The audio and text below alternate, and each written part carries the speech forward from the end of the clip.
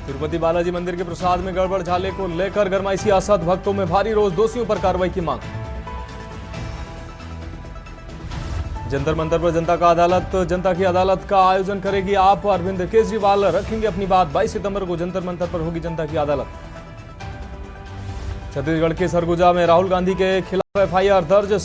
सिख समाज पर दिए गए बयान के खिलाफ बीजेपी ने शिकायत दर्ज कराई। लालू यादव के खिलाफ सीबीआई केस की मंजूरी। लैंड फॉर जॉब मामले में केंद्र सरकार ने मुकदमा चलाने की दी इजाजत।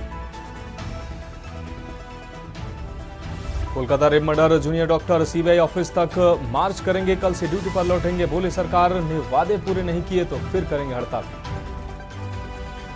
और महाराष्ट्र के नंदुरबार में धार्मिक जुलूस पर पथराव। उपद्रवियों ने घर गाड़ियों में आग लगाई। पुलिस ने आंसू गैस के गोले दागे। 7 लोग घायल। आप देख रहे हैं के न्यूज, खबरों का सारथी। नमस्कार, देश की बात में आपका स्वागत है। मैं हूं मनोज मानस और देश की बात में सबसे पहले हम बात करेंगे हरियाणा में गैंगवार की।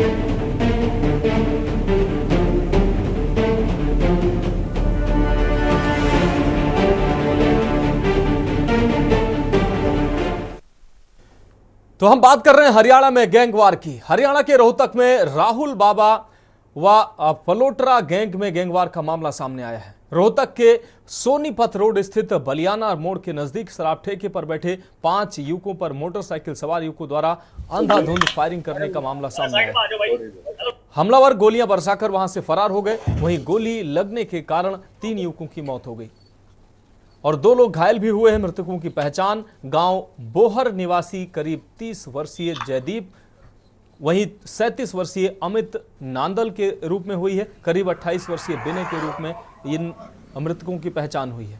वहीं गांव बोहर निवासी करीब 29 वर्षीय अनुज व करीब 32 वर्षीय मनोज गोली लगने के कारण घायल हैं। सूचना मिलते ही पुलिस टीम मौके पर पहुंची और जांच में जुट गई। पुलिस से मिली जांच में सामने आया है कि रोहतक में सोनीपत रोड के बलियाना मोड़ पर शराब ठेके पर रविवार रात को बोहर के युवक शराब के ठेके पर बैठे थे। तभी ठेके के बाहर आकर 3 बाइक रुकी। बाइकों पर करीब 8 युवक सवार थे। युवकों ने आते ही अंधाधुंध गोलियां चलानी शुरू कर दी। गोली लगने के कारण बोहर गांव के 3 युवकों की मौत हो गई, जबकि 2 गंभीर रूप से घायल हो गए। वारदात को पुरानी रंजिश से जोड़कर देखा जा रहा है। पुलिस को प्रारंभिक जांच में पता चला है कि 2019 में कोर्ट के बाहर फायरिंग हुई थी। फायरिंग में बोहर गांव का एक युवक फलोटरा को गिरफ्तार किया गया था, जो अब जेल में बंद है। वारदात को उसी से जोड़कर देखा जा रहा है। सीआईए 2 की प्रभारी सतीश कुमार ने बताया कि वारदात के पीछे पुरानी रंजिश नजर आ रही है। 6 साल पहले कोर्ट के बाहर हुई फायरिंग से ही केस जुड़ा नजर आ रहा है। अभी ज्यादा कुछ कहना जल्दबाजी होगी, लेकिन जांच जारी है।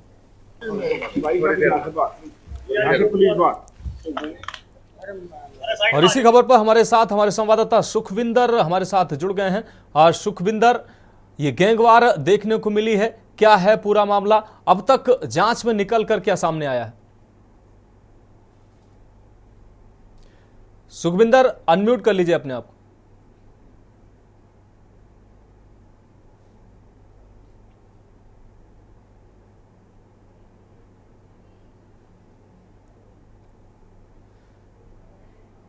सुखविंदर, आपकी आवाज हमारे दर्शकों तक नहीं पहुंच पा रही है। अनम्यूट करिए अपने आप को।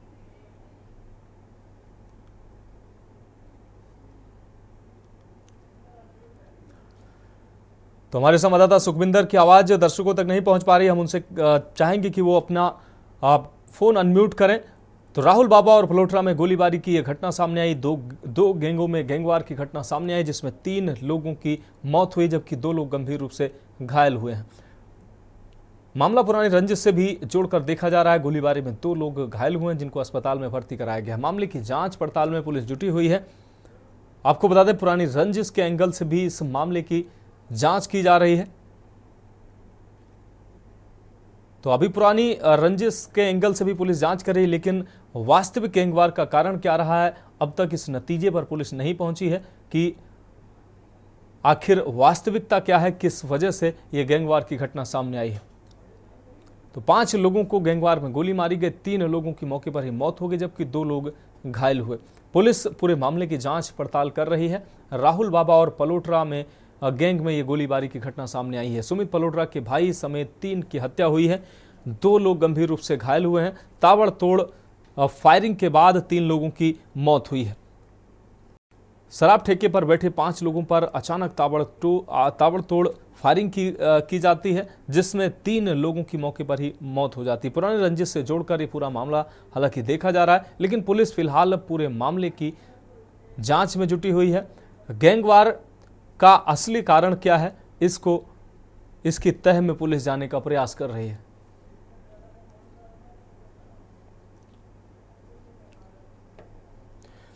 तो 5 लोगों को गोली मारी गई है, जिसमें 3 लोगों की मौके पर ही मौत हुई है। राहुल बाबा और पलोटरा गैंग में यह गोलीबारी की घटना सामने आई है। सुमित पलोटरा के भाई समेत 3 लोगों की हत्या की गई। गैंगस्टर सुमित पलोटरा के भाई समेत 3 लोगों की हत्या हुई है।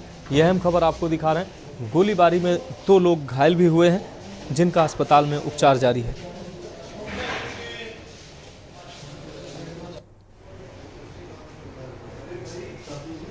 तो इस वक्त ये अहम खबर आपको दिखा रहे हैं।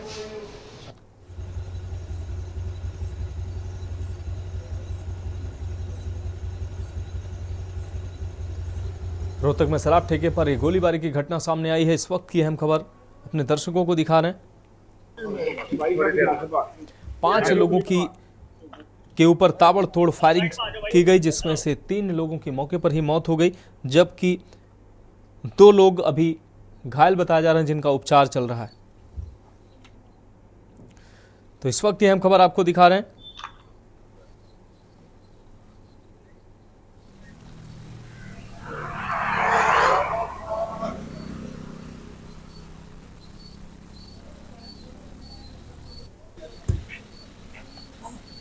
तो राहुल बाबा पलोटरा गैंग में ये गैंगवार की घटना सामने आई है, जिसमें 3 लोगों की मौके पर ही। और हमारे संवाददाता सुखविंदर सैनी फोन लाइन पर हमारे साथ जुड़ गए हैं। सुखविंदर, ये 2 गैंगों के बीच गैंगवार की घटना सामने आई, जिसमें 3 लोगों की मौत भी हुई है, 2 लोग घायल हुए हैं। क्या है पूरा मामला? ये गैंगवार का असली कारण आखिर क्या है? पुरानी रंजिश के एंगल से हालांकि पुलिस जांच पड़ताल कर रही है। सुखविंदर, तो गोलीबारी में 2 व्यक्ति घायल हुए जबकि 3 लोगों की दुखद मौत हुई है। इस वक्त यह अहम खबर आपको हरियाणा से दिखा रहे हैं।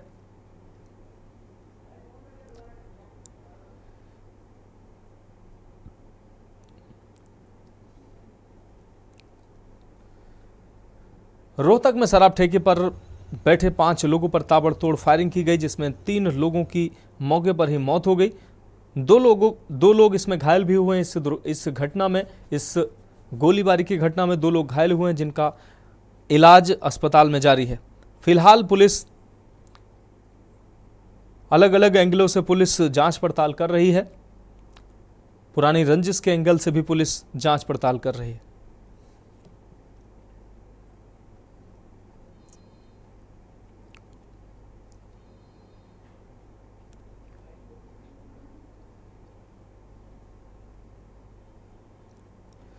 तो इस वक्त ये अहम खबर आपको दिखा रहे हैं। सुखविंदर एक बार फिर से हमारे साथ जुड़ गए हैं। सुखविंदर, क्या आप हमें सुन पा रहे हैं? हाँ जी, बिल्कुल सुन पा रहा हूँ। सुखविंदर, 2 गैंगों के बीच एक गैंगवार की घटना सामने आई, 3 लोगों की मौत भी हुई है। क्या है पूरा मामला? पुलिस की जांच में अब तक क्या निकल के आया?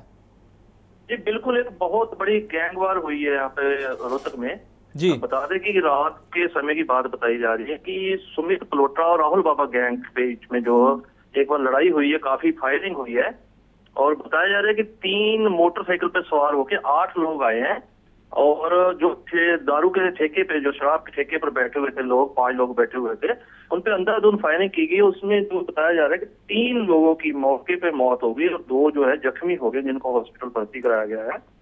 और मृत्यु की शिनाख्त जो है जयदीप, अमित, नंदा और विनय के रूप में हुई है और काफी बड़ी गैंगवार हुई है। और इसका बता दें कि पिछले काफी समय से इन दोनों पलोटरा गैंग और राहुल बाबा गैंग में पिछले काफी समय से आपस में झगड़ा चल रहा है और पुलिस जो काफी बारीकी से, जो वहाँ की अधिकारी हैं, काफी बारीकी से तफ्तीश कर रहे हैं। बता रहे हैं कि इनकी पुरानी रंजिश के चलते जो रात में ये इतनी बड़ी गैंगवार हुई है। जी हाँ सुखविंदर, अगर बात की जाए कब की ये घटना है और पुरानी रंजिश के एंगल से भी पुलिस इसमें जांच कर रही है? जी बिल्कुल, 2019 में एक बार कोर्ट के बाहर में फायरिंग हुई थी, जिसके चक्कर में जो बताया जा रहा है कि पलोट्रा गैंग का एक बंदा जो अभी भी जेल है, सुनारिया जेल में बंद है, उसी के साथ उसी के एंगल से जो है तफ्तीश अभी जारी है। बाकी जो भी अधिकारी लगे हुए हैं, जो भी कार्रवाई होगी वो अपने से ब्रीफ करेंगे। जी जल्दी ब्रीफ करने की जो उम्मीद बताई जा रही है कि जो बहुत ही जल्दी ये मामला जो क्लियर कर लिया जाएगा, तफ्तीश कर लिया जाएगा सारा। निश्चित रूप से सुखविंदर, इस खबर पर नजर बनाए रखिए, आगे भी हम अपडेट लेंगे। तो फिलहाल इस तमाम जानकारी के लिए आपका बहुत शुक्रिया। तो राहुल बाबा पलोट्रा गैंग में ये गैंगवार हुआ है। 5 लोगों पर ताबड़तोड़ फायरिंग की गई, जिसमें सुमित पलोट्रा के भाई समेत 3 की हत्या हुई है। 2 लोग गंभीर रूप से गोलीबारी में घायल हुए हैं, जिनका अस्पताल में इलाज जारी है।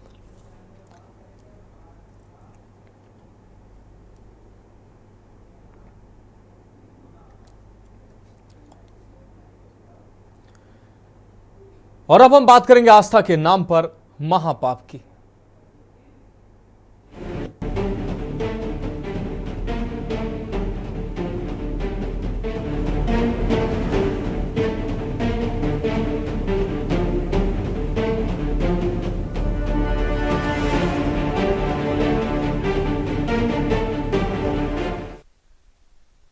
तो हम बात कर रहे हैं आस्था के नाम पर महापाप की।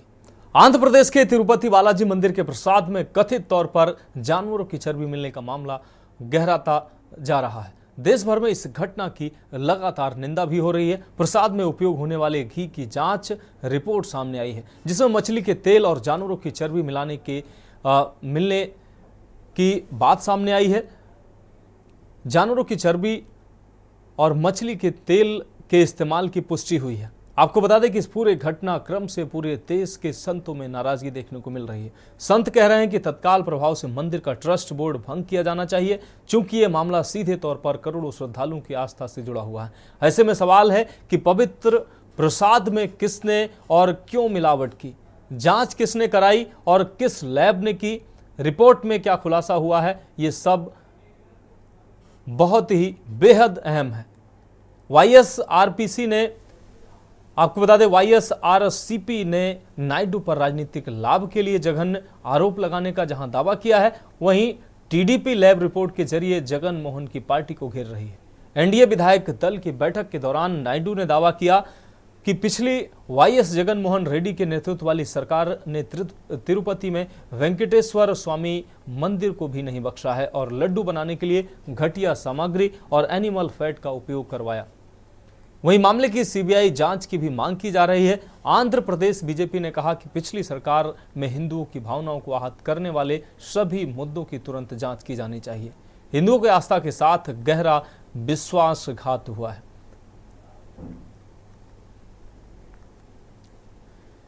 तो प्रसाद में मछली के तेल और चर्बी का इस्तेमाल की खबर जैसे ही सामने आती है, हड़कंप मच गया है। तो जरा ग्राफिक्स के जरिए समझते हैं कि पूरा मामला क्या है। प्रसाद में मछली का तेल मिलाया गया है। नेशनल डेयरी डेवलपमेंट की रिपोर्ट सामने आई है। बीफ मछली के अलावा चर्बी का भी तेल इस्तेमाल किया गया है। नेशनल डेयरी डेवलपमेंट की यह रिपोर्ट है। भगवान को भी चढ़ाए गए बीफ वाले लड्डू अन्नदानम के सैंपल की जांच रिपोर्ट का पर्दाफाश हुआ है। सैंपल की जांच में बीफ मछली के तेल की पुष्टि हुई है। नेशनल डेयरी डेवलपमेंट की यह रिपोर्ट सामने आई है। ग्राफिक्स के माध्यम से हम आपको दिखा रहे हैं। प्रसाद के लड्डू में बीफ का इस्तेमाल हुआ है, ये रिपोर्ट में दावा किया गया है। नेशनल डेयरी डेवलपमेंट की यह रिपोर्ट कहती है कि प्रसाद के लड्डू में बीफ का इस्तेमाल किया गया। प्रसाद में मछली का तेल होने की भी बात कही गई है और जैसे ही ये मामला सामने आया है, पूरे देश में हड़कंप मच गया है। पूरे देश के साधु संतों में इसको लेकर आक्रोश है। अब रुक करेंगे अगली अहम खबर का। राष्ट्रपति द्रौपदी मुर्मू शताब्दी समारोह का उद्घाटन उन्होंने किया है। नाम कुंभ में राष्ट्रीय कृषि संस्थान NIAS का समारोह में राज्यपाल संतोष कुमार गंगवार भी मौजूद रहे। केंद्रीय मंत्री शिवराज सिंह चौहान उपस्थित रहे। रक्षा राज्य मंत्री संजय सेठ, सीएम हेमंत सोरेन भी उपस्थित रहे।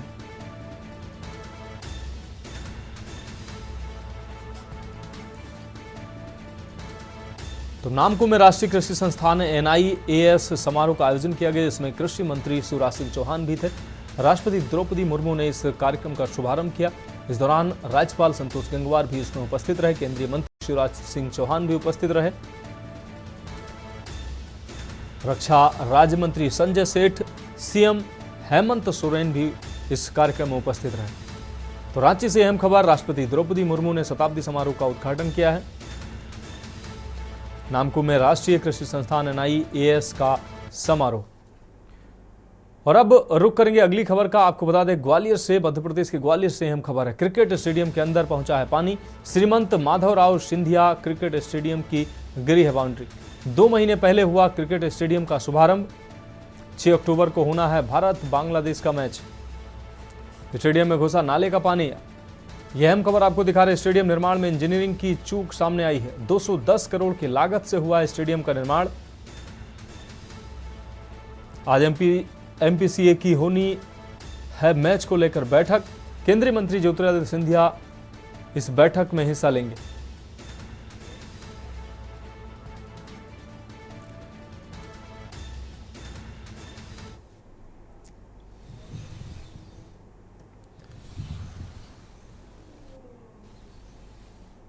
अब रुक करेंगे अगली खबर का। दिल्ली से अगली अहम खबर है, जहां जंतर मंतर पर जनता की अदालत का आयोजन होगा।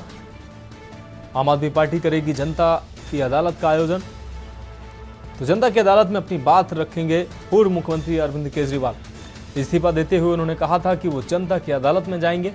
22 सितंबर को 11 बजे जंतर मंतर पर होगी जनता की अदालत।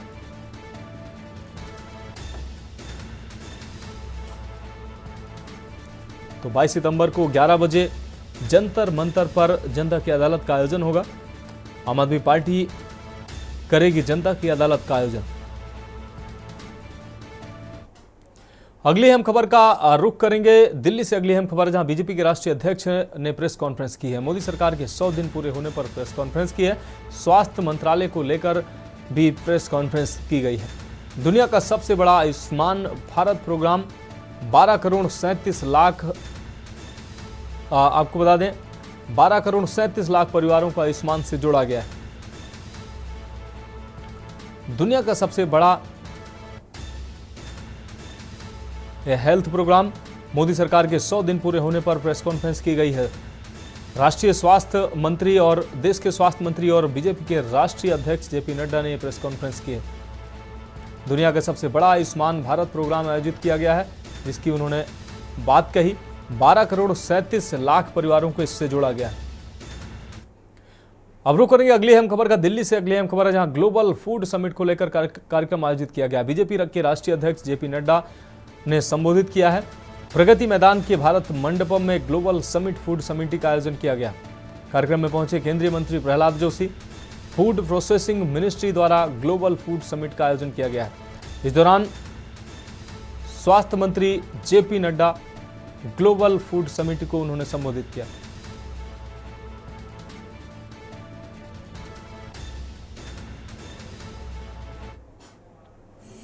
Last year,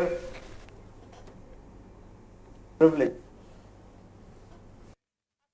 under the visionary leadership of Honorable Prime Minister Shri Narendra Modi ji.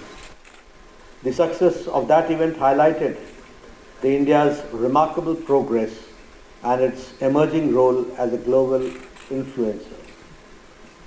In alignment with our Vasudhaiva Kutumbakam, One Earth, One Family, One Future, we launched the inaugural Global Food Regulator Summit as a co-branded event with the G20 Summit. This groundbreaking initiative brought together global food regulators to discuss the challenges and the threats of our food safety system. As my colleague Prahlad Joshi ji talked about and recited the shloka from the Bhagavad Gita, the importance of the purity of food, it is also mentioned in Upanishads that when food is pure, the mind becomes pure. And when the mind is pure, memory becomes steady, untired, and one attains liberation. देश की बात में अब रुक करेंगे अगली अहम खबर का। खबर उत्तर प्रदेश के मथुरा से है, जहां श्री कृष्ण जन्मभूमि विवाद मामले में मुस्लिम पक्ष को हाईकोर्ट के आदेश पर स्टे नहीं मिल सका है। सुप्रीम कोर्ट ने स्टे न देकर 4 नवंबर को अगली सुनवाई लगा दी है। सुप्रीम कोर्ट ने कहा कि अभी रिट का परीक्षण किया जाएगा। साथ ही कहा कि संबंधित रिट पहले इलाहाबाद हाईकोर्ट की डबल बेंच में की जानी चाहिए थी। 1 अगस्त को इलाहाबाद हाईकोर्ट ने मथुरा की श्री कृष्ण जन्मभूमि शाही मस्जिद ईदगाह विवाद को सुनवाई योग्य माना था। कोर्ट ने शाही ईदगाह मस्जिद की जमीन के स्वामित्व को लेकर हिंदू पक्षकारों के 15 सिविल वादों को सुनने योग्य मानकर मुस्लिम पक्ष की आपत्तियां खारिज कर दी थी। इसी के बाद ईदगाह कमेटी ने सुप्रीम कोर्ट की शरण ली है। आज माननीय सर्वोच्च न्यायालय ने ये साबित कर दिया कि कानून का राज है। जैसे हमने डबल बेंच इलाहाबाद में कैवेट लगाए थे, लोग हंस रहे थे कि इन्होंने यहाँ कैवेट क्यों लगाया, क्योंकि प्रथम दृष्टा माननीय जो हमारा हाई कोर्ट ने जो ऑर्डर किया है उसको डबल बेंच में ही चैलेंज किया जाना है। इन्होंने सुप्रीम कोर्ट में जाकर केवल एक कार्रवाई को लंबित किया और समय खराब किया है, जिसको माननीय सर्वोच्च न्यायालय ने आज साफ कह दिया है कि आप इसको पहले डबल बेंच इलाहाबाद जाइए या इसका अध्ययन करिए, ताकि सुनवाई अब 4 नवंबर लगा दी है। और हमें पता है कि दूध का दूध पानी का पानी होगा। श्री कृष्ण जन्मभूमि ये हिंदुओं की है, सनातन की है, मेरे कान्हा की है, नाबालिग व्यक्ति की है। माता साकुम्र पीठाधीश्वर भृगुवंशी आशुतोष पांडे, अध्यक्ष श्री कृष्ण जन्मभूमि मुक्ति निर्माण ट्रस्ट मथुरा। एक तो मुस्लिम पक्ष की जो दलील है कि 60 साल पहले हमारा इसमें समझौता हो गया था, लेकिन जिससे इनका समझौता हुआ था वो इसके लिए अधिकृत है ही नहीं, और जब है नहीं तो समझौता तुम कितनों से ही करते डोलो, उसका कोई फर्क नहीं पड़ता है। दूसरी बात ये है कि आप ना तो नगर पालिका में हैं, ना आप जल निगम में हैं, ना सीवर का कोई टैक्स दे रहे हैं, ना बिजली में आपका कोई बिल जमा आपके नाम से हो रहा है। जब कहीं भी कोई पुष्ट साक्ष्य नहीं है, वो कोर्ट बार बार इस बात को स्वीकार करके आपकी अपीलों को ठुकरा रहा है, उनको बार बार नज़रअंदाज कर रहा है, तो इनको बजाय इस विवाद को ये सुप्रीम कोर्ट में ले गए हैं, इस विवाद को बढ़ा करके ये ज़्यादा बीच में खाई पैदा कर रहे हैं। इनको जबकि दिख रहा है कि भविष्य में इनकी पराजय ही होनी है, और सामने दिख रहा है कि पराजय हो चुकी है, फिर भी इसे दृढ़तापूर्वक वहाँ ले गए। ये वस्तुतः आपस में वैमनस्यता बढ़ाने का काम है। वह जो शाही ईदगाह है जिसको ये बोल रहे हैं, वो 2.5 एकड़ ज़मीन कृष्ण जन्मभूमि की है, इनको सौंप देना चाहिए और आपस में जो सौहार्द बना हुआ है उसको स्थापित करना चाहिए। मैं यही सलाह दूंगा कि भविष्य में ये उसको वापस लें और हिंदुओं के साथ में समझौता करें। देखिए, माननीय इलाहाबाद हाईकोर्ट द्वारा एक ऐतिहासिक निर्णय दिया गया था। उन्होंने सभी श्री कृष्ण जन्मस्थान से संबंधित सभी जो मुकदमे थे उनको मेंटेबल मान लिया था। तो मुस्लिम पक्ष उस आदेश के खिलाफ सुप्रीम कोर्ट गया और लगभग 1600 पेज का उसने अपील बनाई और माननीय सुप्रीम कोर्ट से उसने अनुरोध किया कि जो माननीय इलाहाबाद हाईकोर्ट ने बर्सिफ एक्ट 1951 में और वक्फ एक्ट और लिमिटेशन एक्ट पर अच्छी तरह विचार विमर्श नहीं किया और उनको प्रभावी नहीं माना है। तो माननीय सुप्रीम कोर्ट ने सुनवाई के लिए 4 नवंबर की डेट लगा दी है। हम तो यही कहना चाहते हैं, यदि मुस्लिम पक्ष को कोई दिक्कत थी तो उसको हाई कोर्ट की डबल बेंच में जाना चाहिए था। मुस्लिम पक्ष बार बार सुप्रीम कोर्ट भाग जाता है, उसका यही उद्देश्य रहता है कि उसके पास कोई साक्ष्य है नहीं, इसलिए मामले को लटकाने का प्रयास करता है। तो माननीय सुप्रीम कोर्ट में जो उन्होंने पहले सर्वे वाले केस था उसमें अगले सप्ताह सुनवाई होगी और जो 7-11 वाले केस में 4 नवंबर के वाले सप्ताह में सुनवाई होगी। अब रुक करेंगे अगली अहम खबर का। खबर कानपुर से है, जहां गंगा अपने रौद्र रूप में है, जिसके कारण गंगा का जलस्तर अब चेतावनी बिंदु के पार कर चुका है। वहीं गंगा के किनारे बसे कटरी के 1 दर्जन गांव अब बाढ़ की जद में है। आज के न्यूज इंडिया की टीम ग्राउंड जीरो पर पहुंची और बाढ़ की स्थिति का जायजा लिया। आपको बता दें कि बाढ़ का पानी भगवान दीन पुरवा भोपालपुरवा की तरफ तेजी से बढ़ रहा है। भगवान दीनपुरवा के संपर्क मार्ग पर पानी भर गया है, जिससे ग्रामीणों को निकलने में काफी दिक्कतों का सामना करना पड़ रहा है। हालांकि जिला प्रशासन द्वारा ग्रामीणों के लिए 2 ट्रैक्टर लगवाए गए हैं, जिससे ग्रामीण आवागमन कर सकें। वहीं जिला प्रशासन लगातार हर स्थिति पर मॉनिटरिंग कर रहा है। हर स्थिति की जिलाधिकारी बाढ़ ग्रसित गाँवों का निरीक्षण कर रहे हैं। ग्रामीणों का कहना है कि अगर आज रात तक पानी बढ़ता है तो वो लोग गंगा बैराज मंदना हाईवे पर रहने को मजबूर होंगे।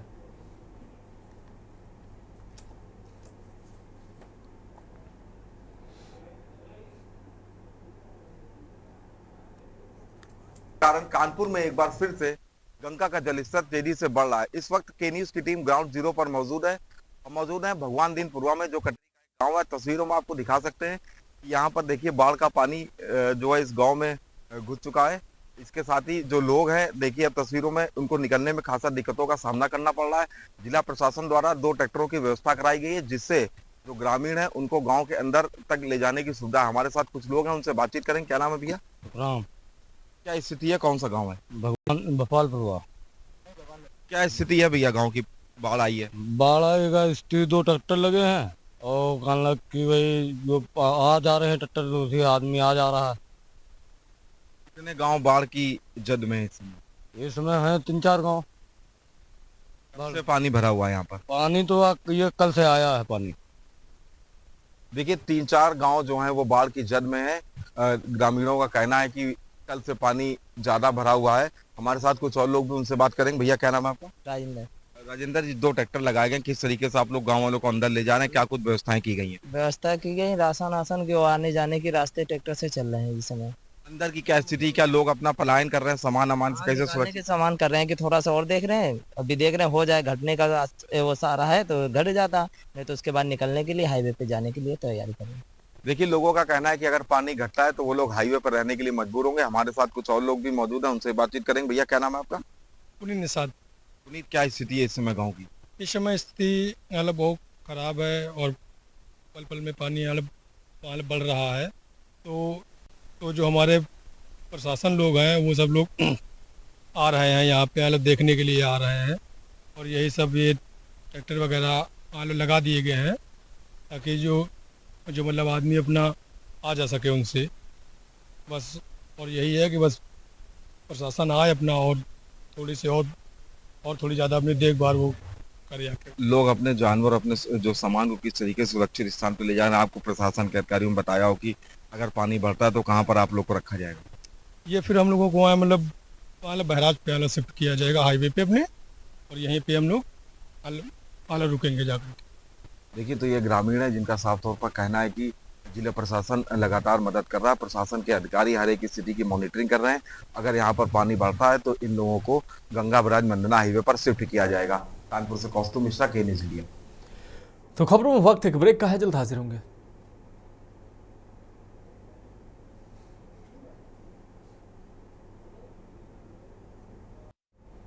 ब्रेक के बाद एक बार फिर से देश की बात में आपका स्वागत है। रुक करेंगे अगली अहम खबर का। खबर सीतापुर से है, जहां परिवार को खुशहाल जीवन मुहैया कराने की गरज से 4 माह पहले सऊदी अरब गए 3 युवकों को खाना पानी भी मैसर नहीं हो रहा है। उन्होंने सोशल मीडिया पर वीडियो वायरल करते हुए अपना दर्द बयां करते हुए लाखों रुपए लेकर सऊदी भेजने वाले एजेंट पर वादा खिलाफी करने का आरोप लगाया। पीड़ित युवकों ने परिजनों से वापस स्वदेश बुलाने की गुहार भी लगाई है। युवाओं के हाल जानकर जिले के आपको बता दें 35 व सिरोली निवासी परिजनों ने के न्यूज़ के कैमरे के सामने इन परिजनों के आंसू झलक आए। उन्होंने रोते हुए बच्चों को वापस भारत बुलाने की गुहार लगाई। साथ ही वायरल वीडियो के आधार पर पुलिस से न्याय की गुहार लगाई है।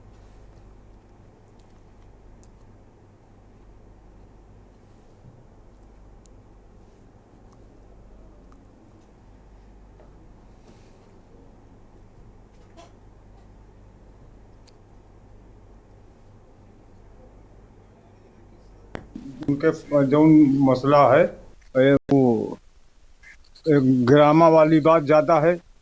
ग्रामा कहते हैं तुमका सब सहना है, तो बच्चे वो 10 रुपया की मजूरी गए हैं और वहाँ 100 रुपया भरी है, कैसे जिंदगी भर वही है तो ना रही।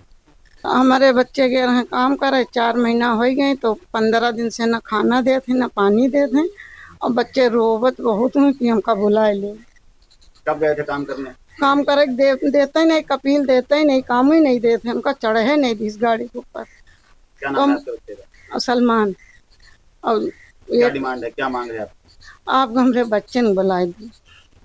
कोई प्रशासन की तरफ से अभी तक कोई आपको सूचना दी गई है? कोई मदद अभी तक कोई जानकारी आई है पुलिस की या प्रशासन की तरफ से? नहीं, यही है, कुछ नहीं हुआ।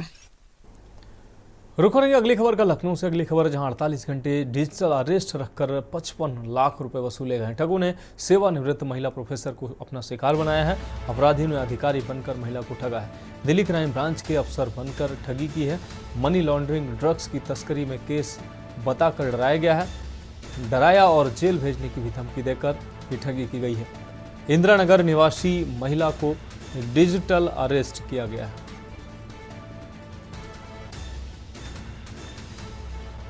तो दिल्ली क्राइम ब्रांच के अफसर बनकर ठगी की गई है।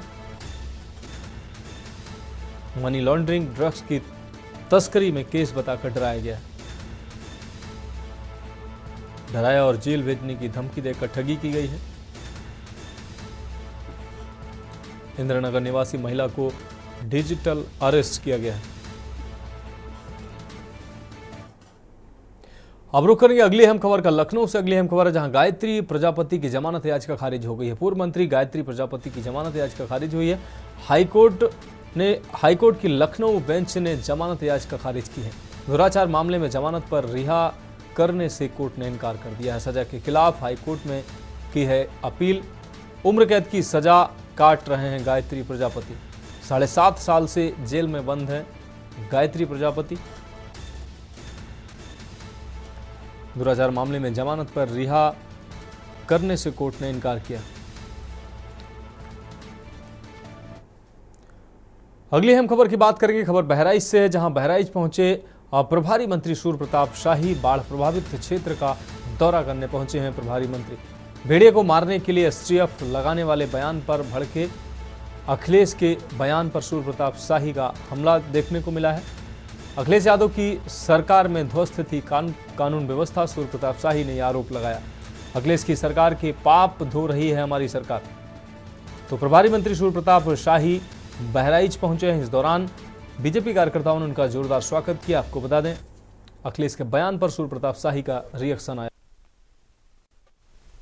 उनका तथ्यहीन आरोप है और सिर्फ आरोप लगाना वो जानते हैं।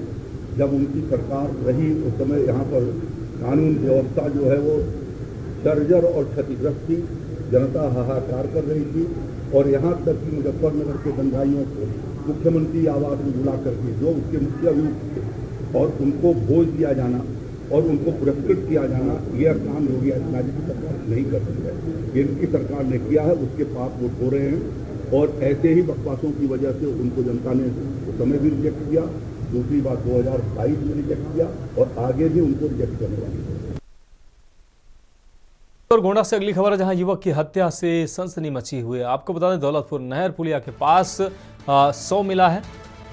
लाल बाबू नाम के शख्स की पीट कर हत्या की गई है।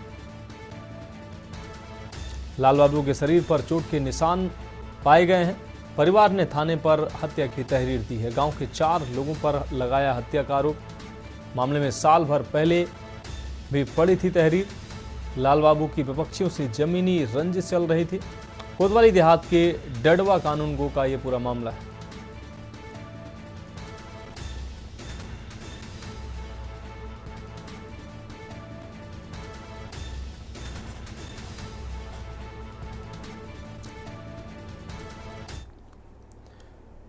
बढ़ेंगे अगली खबर की ओर। आगरा से अगली अहम खबर, जहां पीएम आवास के पात्रता नियम बदले गए हैं। अब फ्रिज व बाइक वाले भी होंगे पात्र। 15,000 मासिक आय वाले भी लाभार्थी होंगे। पात्रों के चयन को जल्द शुरू होगा सर्वे। तिथियां तय होते ही शुरू होगा सर्वेक्षण। पात्रता की कसौटी पर अब कसे जाएंगे लाभार्थी। तो आगरा से अहम खबर, पीएम आवास के लिए पात्रता की जो नियम है वो बदले हैं। अब फ्रिज व बाइक रखने वाले भी अब आवास के पात्र होंगे। 15,000 मासिक आय वाले भी लाभार्थी होंगे। पात्रों के चयन को जल्द शुरू होगा सर्वे। 15,000 मासिक आय वाले भी लाभार्थी होंगे। रुक करेंगे अगली अहम खबर का। कौशाम्बी से अगली अहम खबर, जहां करप्शन पर एसपी का कहर देखने को मिला। थाना अध्यक्ष पश्चिम सरीरा आशुतोष सिंह लाइन हाजिर हुए हैं। एसपी की कार्रवाई से पूरे पुलिस महकमे में हड़कंप मच गया है। त्रिलोकीनाथ पांडे को बनाया गया है थाना अध्यक्ष पश्चिम सरीरा। तो आपको बता दें, एसपी की ये कार्रवाई देखने को मिली है।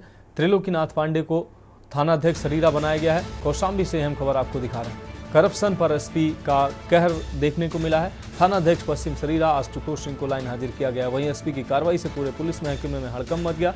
त्रिलोकीनाथ पांडे बनाए गए थाना अध्यक्ष पश्चिम सरीरा।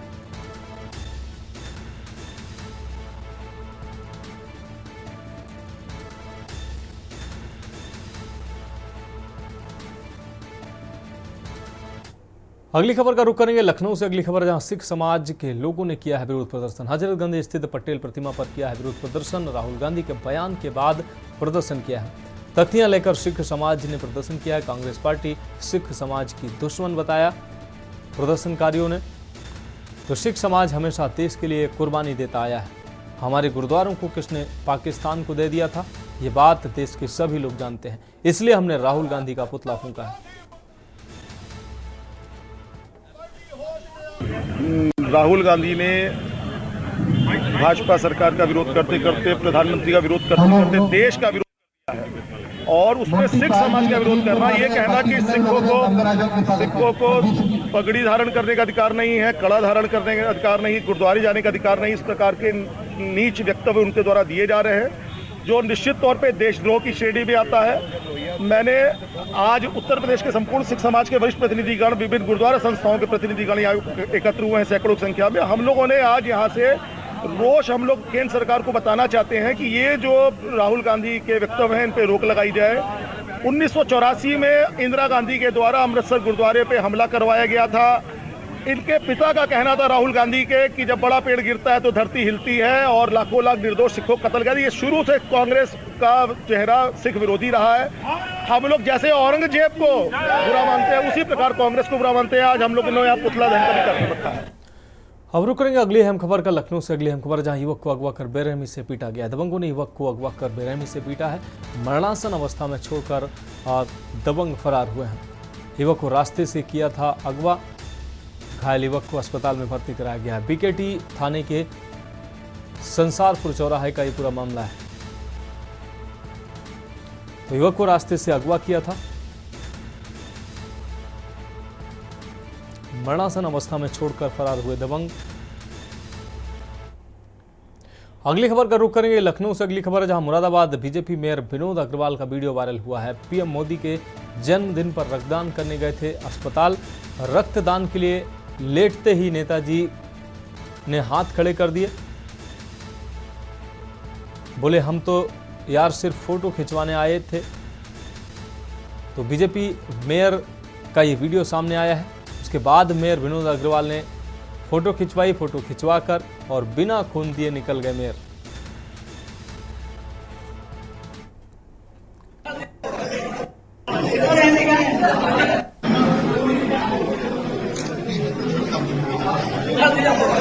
उसके बाद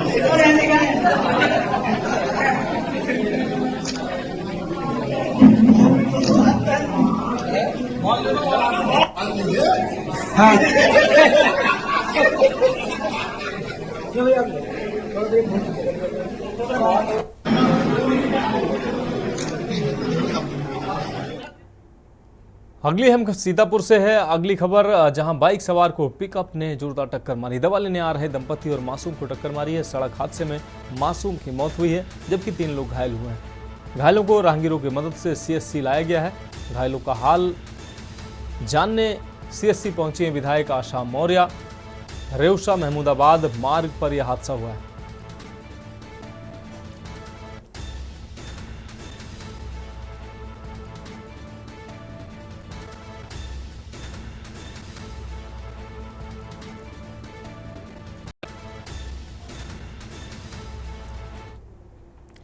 अब बढ़ेंगे अगली खबर की ओर। फतेहपुर से अगली खबर जहां ओवरलोडिंग से सड़क हुई बदहाल, गड्ढों में तब्दील हुई है सड़क। ग्रामीण परेशान नजर आ रहे हैं। टोल को बचाने के लिए रौंद रहे हैं गांव की सड़कें। तो टोल राजस्व की प्रतिदिन लाखों की चपत भी टोल को लग रही है। वहीं गड्ढे में फंसे वाहन निकालती हैं क्रेनें। खागा क्षेत्र के बुद्धवन प्रेमनगर रोड का यह पूरा मामला है। तो लोग टोल बचाने के चक्कर में ग्रामीण सड़कों का इस्तेमाल करते हैं। इस कारण से ग्रामीण सड़कों का हाल जो है वो बदतर हो गया है। ग्रामीण सड़कें जो हैं वो गड्ढों में तब्दील हो गई हैं। आए दिन दुर्घटनाएं भी सामने आ रही हैं। आए दिन फंस जाते हैं जिसको क्रेनें निकालती हैं। अगली खबर का रुख करेंगे लखनऊ से। अगली खबर जहां धोखाधड़ी करने वाला सातिर गिरफ्तार हुआ है। आपको बता दें सातिर अपराधी गिरफ्तार हुआ। यूपीएसटी अपने गिरोह के सातिर अपराधी को गिरफ्तार किया। भारतीय सेना में हवलदार बताकर अभ्यर्थियों से पैसा वसूलता था। पकड़ा गया अभियुक्त बदायूं का रहने वाला बताया जा रहा है। अभियुक्त के पास से कई अहम दस्तावेज भी बरामद हुए हैं। एसटीएफ ने अभियुक्त को मेरठ से गिरफ्तार किया है। अभियुक्त अरविंद राणा के पास से कई दस्तावेज बरामद हुए हैं।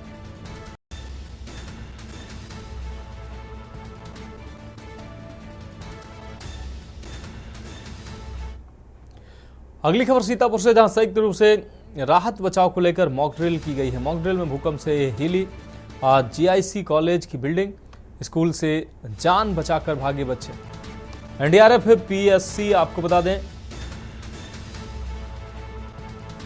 तो एनडीआरएफ और पीएससी की टीम राहत बचाव कार्य में जुटी हुई है। घायल बच्चों को अस्पताल में भर्ती कराया गया। जिला प्रशासन द्वारा कराया जा रहा था मॉक ड्रिल। मॉक ड्रिल देखने के लिए स्कूल के बच्चे, एनसीसी के छात्र व प्रशासनिक अधिकारी 2 घंटे तक ये मॉक ड्रिल का अभ्यास चला। राजकीय बालिका इंटर कॉलेज में हुआ मॉक ड्रिल।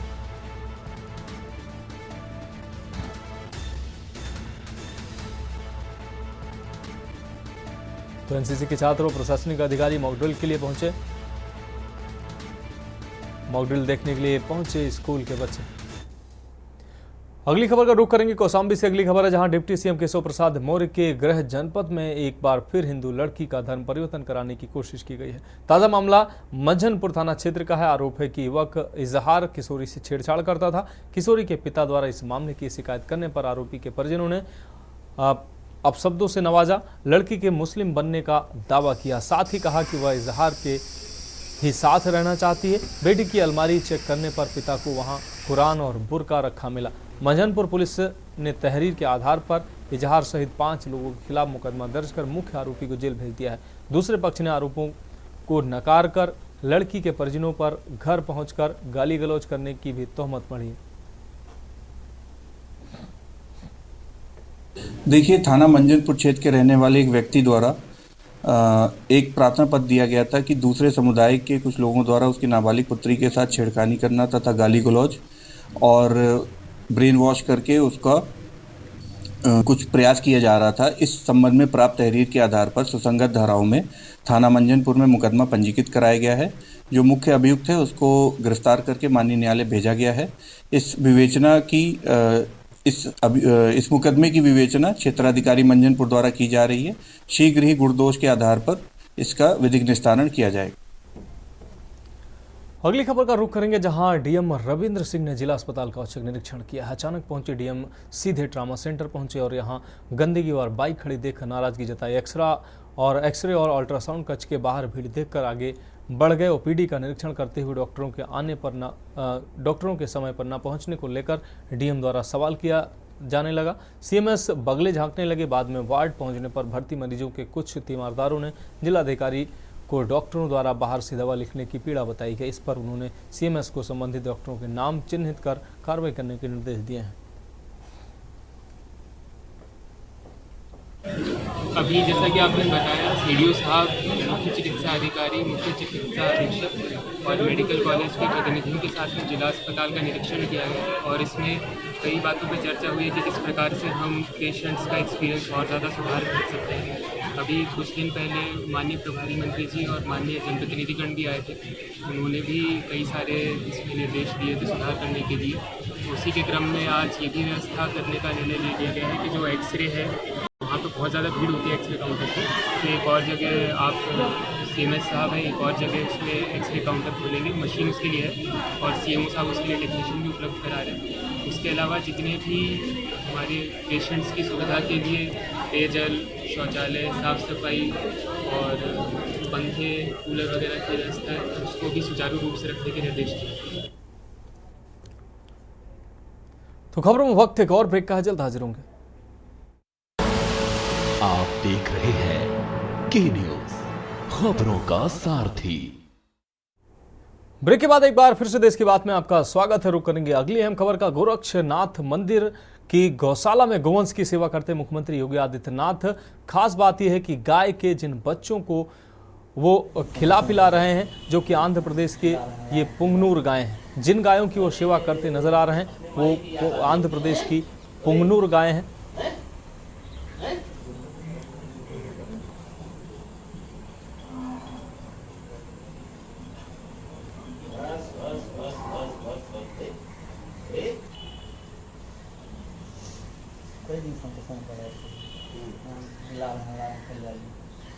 तो गोरखनाथ मंदिर के गौशाला पहुंचे सीएम योगी। इस दौरान पुंगनूर गायें जो गौशाला में रखी हुई आंध्र प्रदेश की, ये पुंगनूर गायें जो काफ़ी प्रसिद्ध गायें होती हैं, ये छोटे कद की ये गायें, काफ़ी इनका दूध जो होता है काफ़ी पौष्टिक दूध होता है।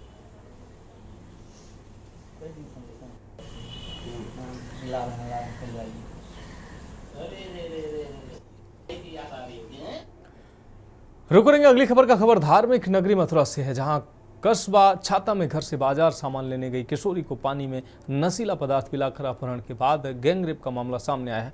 पुलिस ने एफआईआर दर्ज कर आरोपियों की तलाश शुरू कर दी है। कस्बा निवासी नाबालिग दलित किशोरी बरसाना चौराहा स्थित कचौड़ी की दुकान से नाश्ता लाने के लिए निकली थी।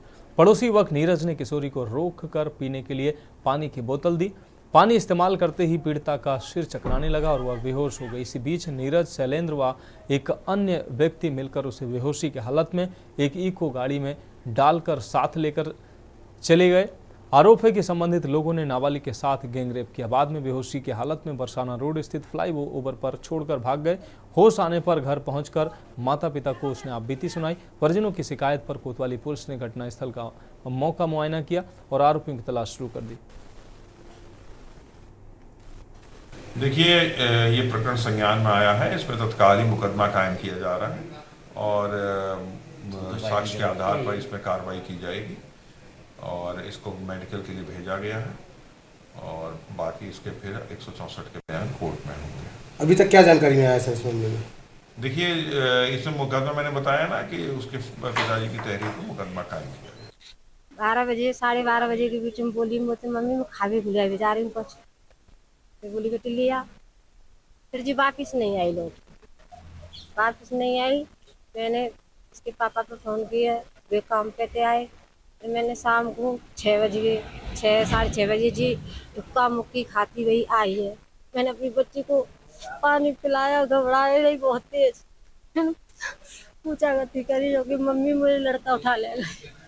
मेरे पेट में दर्द हुआ, जाके पेट में दर्द हुआ बहुत तेज। हम हॉस्पिटल लेके बच गए। कितने लड़के थे लोग? कितने लड़के थे? लड़के कितने? 3 लड़के बता।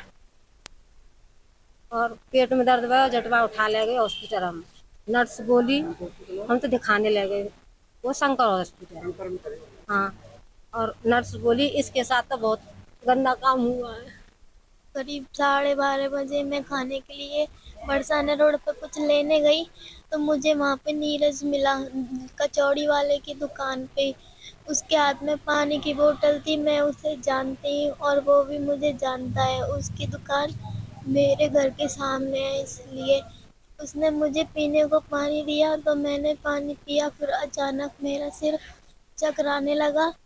फिर उसके बाद मुझे नहीं पता मेरे साथ क्या हुआ क्या नहीं हुआ। अब रुक करेंगे अगली अहम खबर का। आप ये जो तस्वीर देख रहे हैं, ये यूपी के जनपद बुलंदशहर के पहासू देहात नगला बिजली घर और प्राथमिक विद्यालय की है, जहां पर ग्रामीण घर से निकलने को मजबूर हैं और मासूम बच्चे भी पानी में निकलने को मजबूर हैं और पानी भरे हुए जगह से होकर निकल कर जा रहे हैं, स्कूल भी जा रहे हैं। आखिर स्थानीय प्रशासन की बात करें तो ग्रामीणों की शिकायत के बाद भी अभी तक कोई सुनवाई नहीं हुई, जबकि लोगों का यहाँ तक कहना है कि ग्रामीण प्रधान सेक्रेटरी वीडियो और शिकारपुर एसडीएम से शिकायत करने के बाद भी समस्या का समाधान नहीं हुआ। क्या नाम है आपका? आप स्कूल के प्रधानाचार्य हैं? हाँ, अध्यापक हैं। अच्छा गुरुजी, आप ये बताइए, जिस तरह से पानी चारों तरफ भरा हुआ है, बच्चे पानी में निकलने को मजबूर हैं, तो किस तरह की समस्या है?